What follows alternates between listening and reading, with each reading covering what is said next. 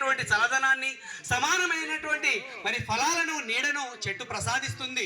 ప్రియమైన గ్రామస్తులారా, మానవులారా, మీరందరూ కూడా చెట్టు కంటే గొప్పవారు, నీటి కంటే గొప్పవారు, గాలి కంటే గొప్పవారు, ప్రకృతిలో అన్నిటికంటే మీరు గొప్పవారు, జ్ఞానము కలిగిన వారు. మీరు ఆలోచించండి, ఈ ప్రకృతిలో మరి గాలికి లేని పక్షపాతం మనుషులుగా మనకెందుకు చెప్పండి? నీటికి లేని పక్షపాతము, నీటికి లేని వైరాలు, గాలికి లేని వైరాలు, పక్షపాతం మనకెందుకు చెప్పండి? అంటే ఈ ప్రకృతి ద్వారా బ్రతుకుతున్న మనం, ఈ ప్రకృతిపై ఆధారపడి జీవిస్తున్న మనం పక్షపాతులుగా మారిపోయాం. ప్రకృతి సేవను అందిస్తున్నప్పటికీ ప్రకృతి ఎలాంటి పక్షపాతం లేకుండా అందరికీ సమానమైనటువంటి సేవను అందిస్తుంది. మరి ఈ ప్రకృతికి ఈ విధానాన్ని ఎవరు, ఈ క్రమాన్ని ఎవరు నేర్పించారు అని అంటే దేవుడు చెబుతున్నటువంటి మాట ఏంటంటే, ఈ ప్రకృతి అంతటిని కూడా దేవుడు నడుపుతున్నాడు. దేవుని మాట వలన కలిగినటువంటి ప్రకృతి దేవుని మాట వింటుంది. కానీ దేవుని రూపాన, దేవుని స్వరూపము ద్వారా కలుగజేయబడిన మనిషి, సాక్షాత్తు కారణ జన్ముడుగా భూమి మీద పుట్టినటువంటి మనిషి ఈరోజు పక్షపాతిగా ఎన్నో కొట్లాటలతో, ఎన్నో వైరాలతో, ఎన్నో మరి జాతీయ కుల వర్గ భేదాలతో కొట్టుకు చస్తున్నారు. సాక్షాత్తు దేవునికి ఎంతో కన్నీరు రప్పిస్తున్నారండి. నిజంగా మనుషులుగా మనకు ఇది తగదు.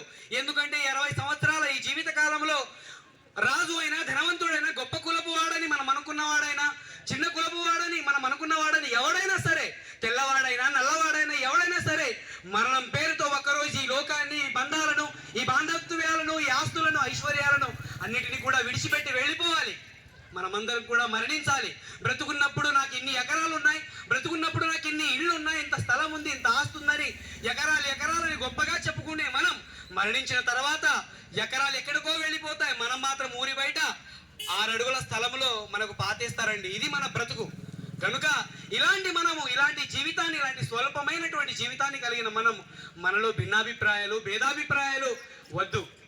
మరి నిజంగా మీకు చెబుతున్నటువంటి ఒక మాట ఏంటంటే, యేసుక్రీస్తు అనే ఆయన ఈరోజు చాలా మంది అనుకుంటున్నారు ఆయన ఒక వర్గానికి, ఒక కులానికి సంబంధించిన వాడని చాలా మంది భ్రమపడుతున్నారు.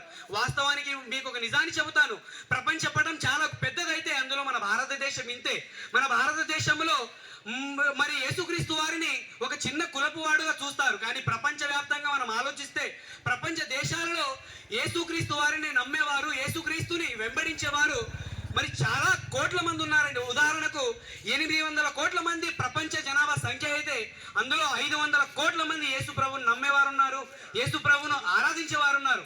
ఆయన కేవలం ఒక వర్గానికి, కొంతమంది తెగలకు మాత్రం సంబంధించిన వాడు కాదు, కానీ ప్రపంచంలో ఉన్న అందరి మనుషులకు సంబంధించిన వాడు యేసుక్రీస్తు వారు. కనుక యేసుక్రీస్తు వారు ఎందుకంటే గొప్పవాడయ్యారంటే, ఈ సమాజానికి యేసుక్రీస్తు వారు ఇప్పుడు చెప్పినట్లుగా సమానత్వాన్ని నేర్పాడు. ఈ సమాజానికి పక్షపాతం లేని పరిపాలనను మరి ఈ సమాజానికి నేర్పాడండి యేసుక్రీస్తు వారు.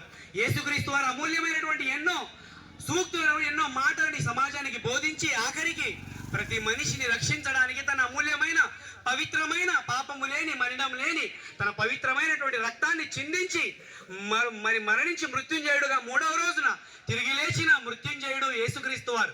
ఈరోజు కాలాన్ని ఎవరి పుట్టుకను బట్టి మనం అందరం కూడా లెక్కిస్తున్నామో మీకు తెలుసా? క్రీస్తు పూర్వం అంటున్నాము, క్రీస్తు శకం అంటున్నాం.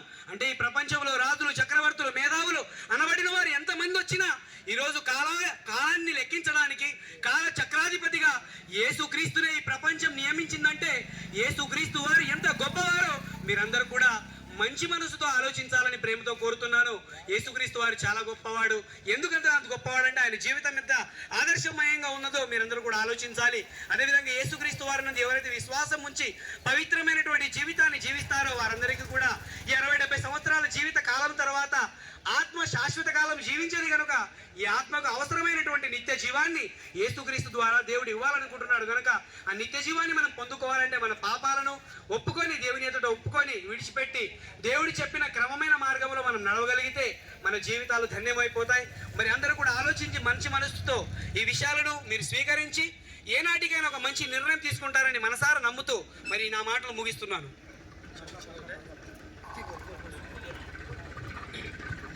సరేనండి, ఇప్పటి వరకు ఎన్నో అద్భుతమైన దేవుని యొక్క మాటలు విన్నారు. అలాగే ఇంకా దేవుని యొక్క మాటలు, దేవుని యొక్క దృశ్య రూపమైన వీడియోలు మీరు చూడాలి అనుకుంటే ఈరోజు ఇదే ప్రాంతంలో ఉరుకుందా రోడ్ హోసన్న మందిరం దగ్గర దేవుని యొక్క పాటలు, దేవుని యొక్క మాటలు దృశ్య రూపముగా చూపింపబడుతున్నాయి కనుక మీరందరూ 7 గంటల లోపల అక్కడ రావాలని క్రీస్తు పేరిట మనవి చేసుకుంటూ ఈ మాటలతో ఇక్కడికే సమాప్తం చేస్తున్నాం.